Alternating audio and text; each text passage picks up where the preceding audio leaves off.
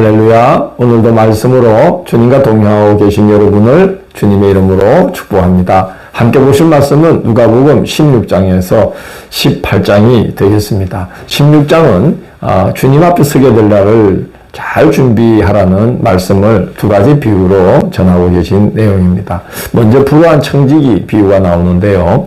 주인의 재산을 축낸 것이 발각된 청지기가 쫓겨난 후에 사람들에게 인심이라도 얻으려고 주인에게 빚진 자들의 채무정서를 조작해서 이웃들의 빚을 경감시켜 줍니다. 도덕적으로 해서는 안 될 짓을 했고 주인에게도 손해를 끼친 거지만 그러나 주인이 그 종을 보면서 감탄합니다. 신속히 그리고 아주 지혜롭게 자기 앞날을 대비했기 때문인 것이죠.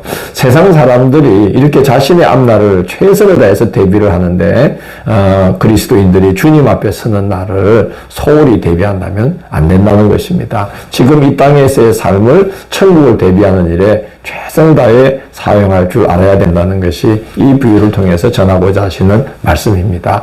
두 번째는 부자와 거지 나사로 비유입니다.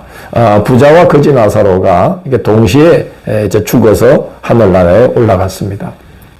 부자는 지옥불에 떨어졌는데 아브라함에게 부탁을 합니다. 형제들이 이 고통받는 곳으로 오지 않도록 자기 집 앞에서 늘 글씨가하면서 지내던 나사로를 보내어서 이곳에 대해 정언하게 해달라고 말합니다. 아브라함은 이렇게 말합니다. 이미 모세와 선지자를 보내어 그때를 준비하게 했는데 그들의 말을 듣지 않으면 죽은 자가 다시 살아나 하늘나라를 정언한다 해도 듣지 않을 것이라는 것입니다. 이 비유를 통해서 주님이 하고자 하시는 말씀은 바로 지금이 그날을 준비하는 가장 좋은 기회다 하는 것을 말씀하고 있는 것입니다. 17장은 제자의 도리에 대한 말씀을 합니다.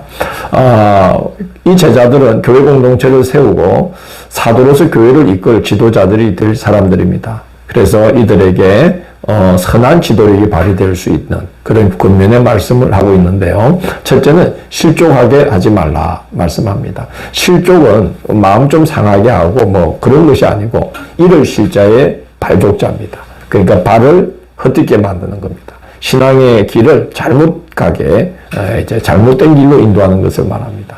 그래서 지도자로서 신앙의 좋은 본보기가 되어야 한다는 말씀을 하신 겁니다. 두 번째는 용서하라. 하루에 7번이라도 이게 죄를 짓고 7번 네게 돌아와서 회개한다고 하면 용서라는 거예요. 끝없는 용서와 이해, 용납이 없이는 교회 공동체가 주님의 몸으로 세워질 수 없기 때문에 그런 것입니다. 세 번째는 믿음으로 행하라는 말씀합니다. 겨자씨 하나일 만한 믿음이라도 믿음으로 행하면 뽕나무도로 뽑혀서 바다에 신교하라 명할 때 그렇게 된다는 겁니다.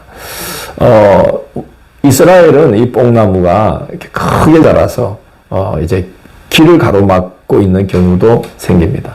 그래서 이 믿음이라는 것은 뽕나무처럼 길을 막고 있는 문제들이 있는 중에도 하나님의 역사가 나타나게 하는 비길이라는 것이죠. 그 교회 공동체를 세워나갈 때 많은 어려움들이 있지만 믿음으로 행하면 된다는 겁니다.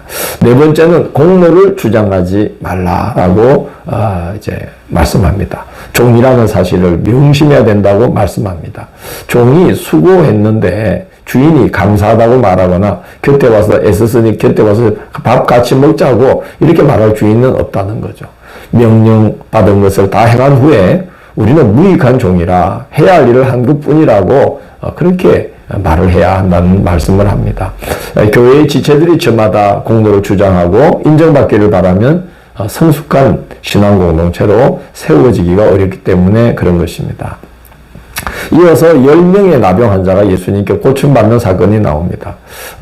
고침받기를 원하자 예수께서 가서 제사장들에게 너희 몸을 보이라고 말씀합니다. 그들이 예수님의 말씀을 따라 제사장에 가던 중에 병이 나아버린 걸 발견하게 됩니다. 그러고 나서 9사람은 그냥 다 가버렸는데 그 중에 한 사람 사마리아인이 큰 소리로 하나님께 영광을 돌리며 예수님께로 돌아와서 감사드립니다. 예수님이 그를 향해서 내 믿음이 너를 구원하였느니라고 말씀합니다. 나머지 9은 병고침은 받았지만 바로 이 주님의 선언, 네 믿음이 너를 구원하였느니라 하는 이 선언을 받지는 못합니다. 구원받지는 못한 거죠. 은혜를 알지 못했고 하나님께 감사와 영광을 돌리지 않았기 때문에 그랬던 것입니다. 공교롭게도 이방인 취급받던 사마리아인만 병고침도 받고 구원의 은혜도 누리게 되었다고 말씀합니다. 그리고 이어서 하나님의 나라와 주님의 날에 대한 말씀, 즉 마지막 때에 대한 가르침을 이제 주십니다. 바리새인들이 주님께 와서 하나님의 나라가 어느 때에 임합니까? 라고 질문합니다. 그리스도가 하나님 나라를 완성된 모습으로 이 땅에 이렇게 탁 불현듯 나타낼 것이라고 기대를 했던 것입니다. 예수님은 그들의 잘못된 생각을 바로잡아 주십니다. 하나님의 나라는 볼 수 있게 임하는 것이 아니요 또 여기 있다 저기 있다고도 못하리니 하나님의 나라는 너희 안에 있느니라. 그렇게 말씀합니다. 하나님 나라는 우리 심령 속에 그리고 우리 가운데 이렇게 우리가 모임 가운데 열리는 나라다. 이렇게 말씀한 것이죠. 하나님의 다스리심이 나타나는 나라가 바로 하나님 나라 아니겠습니까? 그래서 하나님의 다스림이 나타나도록 하나님을 왕으로 모시고 그분의 말씀에 순종하는 자들 가운데 하나님의 나라는 열리고 자란다는 것입니다. 이어서 주님의 날에 대한 말씀을 합니다. 주님의 날은 이스라엘이 기대하는 것처럼 주님께서 이스라엘을 열구 위에 머리가 되게 하시는 날이 아니라는 겁니다. 그 날은 노아 홍수 때처럼 또 소돔과 고모라에 불과 유황이 쏟아졌던 때처럼 심판의 날이 된다는 것이죠. 그래서 그때에 버려진 자가 되지 않도록 주님께 다 들림받는 자들이 될 수 있도록 주의하라. 이렇게 경고하십니다. 18장은 가부와 재판장 비유를 통해서 기도를 가르치시고 또 바리새인과 세리의 기도를 대조시키면서 기도에 대한 가르침을 주시는 내용입니다. 먼저 그 과부와 재판장 비유는요, 이제 하나님을 두려워하지도 않고 사람을 무시하는 재판장이 있는데 그럴지라도 어느 과부가 원한을 풀어달라고 그에게 자꾸 와서 간청하면 과부의 말을 들어주지 않을 수가 없다는 겁니다. 아무리 악한 재판장이라도 들어주지 않으면 늘 와서 자신을 괴롭게 할 것을 알기 때문에 들어준다는 거죠. 불의한 재판장도 그렇다면 하나님께서 택하신 그 성도가 그 하나님께 밤낮 부르짖는 기도를 드릴 때에 선하신 하나님 아버지께서 왜 기도를 안 들어주시겠냐는 거죠. 예수님은 이 비유를 통해서 항상 기도하고 낙심하지 말아야 한다는 것을 가르치십니다. 그리고 그 비유의 끝에 무슨 말씀을 하시냐면 그러나 말세에 세상에 믿음을 보겠느냐 그렇게 말씀합니다. 간절히 지속적으로 기도하면 반드시 응답받지만 믿음이 없으면 아무리 기도하라고 권면해도 그 귀한 기도의 능력을 사용할 줄 모른다는 거죠. 그래서 말세에 믿음을 보겠느냐 이 말은 말세에 그렇게 간절히 지속적으로 기도하는 사람들을 쉽게 볼 수 있겠느냐 하는 말씀입니다. 그 다음에 바리새인과 세리의 기도를 대조시키는데 이 둘이 성전에 가서 기도를 하는데 바리새인은 서서 기도하면서 세리와 죄인들의 죄악상을 하나님 앞에 아뢰면서 자신은 그들과 달리 어려운 신앙생활을 할 수 있음에 감사를 드립니다. 그러나 주님은 그 기도는 자기의 의를 드러내는 기도였다라고 말씀을 합니다. 그런데 세리는 감히 눈을 들어 하늘을 쳐다보지도 못하고 가슴을 치면서 자신은 죄인이니 불쌍히 여겨달라고 이제 하나님 앞에 눈물로 호소를 했다는 겁니다. 세리가 하나님께 어렵다 하심을 받았다라고 말씀하면서 무릇 자기를 높이는 자는 낮아지고 자기를 낮추는 자는 높아지리라 이렇게 말씀을 합니다. 그리고 지극히 작은 자 하나를 귀히 여길 줄 알 때에 하나님 나라가 열린다고 말씀합니다. 사람들이 예수님께 아이들을 데려와서 안수해 주시기를 바라자 제자들이 꾸짖습니다. 예수님 말씀 전하는데 방해된다고 판단했던 것 같습니다. 그러자 예수님이 그 제자들을 말리면서 하나님 나라가 이런 자일 것이다. 하나님 나라를 어린아이와 같이 받들지 않으면 결코 하나님 나라에 들어가지 못한다면서 이제 제자들을 꾸짖습니다. 사람 숫자에 들지도 못했던 아이들이지만 하나님 나라의 주인공들처럼 귀하게 여기라는 거죠.